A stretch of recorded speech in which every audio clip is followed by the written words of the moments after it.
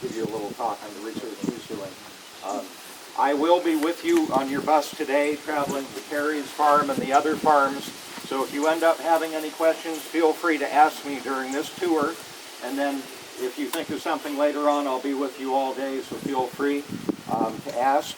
If everyone wants to pick up a packet there, I've got a one-page resource list with a lot of links on it. For example, I gave a talk at Orono on how we raise our organic certified seed potatoes at the Northeast Potato Technology Forum last winter. And I've got, in my PowerPoint presentation, I've got all of the recipes that we use for our biological seed treatments, our foliar program, our fertility program.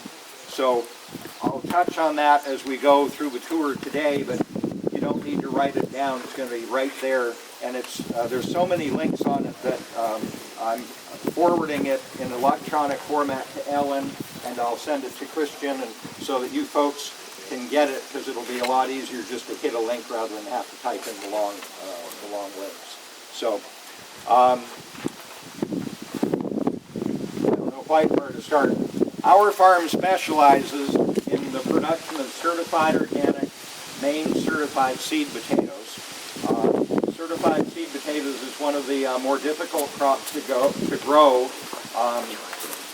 and a lot of that is because potatoes, as you probably know, in a moist climate, is a difficult crop to grow in terms of fungal diseases. And in the specific case of potatoes, you have aphid-transmitted virus, which will cause the quality of the seed potatoes to go down, and that when those potatoes are planted in the next generation, once the virus levels build up, the performance and the yield can get substantially reduced. So that's something that we're keenly aware of, and we have a year like this where we lost our snow about a month early. We lost it in mid-March instead of mid-April, and they're now already finding some of the virus-transmitting aphids up here. This is quite early for this to happen, but I think this is the kind of thing we're going to have to get used to with global climate change. What used to be the norm. We can start to walk around. I can show you some of the crops and how we grow them. One of the things that Aroostook County has is really great soil. Our geology here is glacial. We've had over the eons over 20 glaciers that have come through here. So we've got a well-drained soil, but glaciers leave their calling card behind, and that's called rock. So we have very rocky soil. And our farm, I'm proud to say, is one of the rockiest farms in the town of Bridgewater. If you look over against those woods, we cleared about 6 or 8 years ago, we cleared 4 acres that had originally been farmed, and then about 70 years ago the farmers abandoned it and let the trees grow up, so we cleared the trees off. We went through that picking rocks, and we've got mechanical rock pickers, but out of 4 acres we hauled 600 cubic yards of rocks off that field, and there's still rocks. We've got it under control, but we have taken hundreds and hundreds of yards of rocks, all that were deposited here by the glaciers. And I had one guy that was driving dump truck. We had a machine that would pick the rocks up and a side boom that would dump into our dump truck.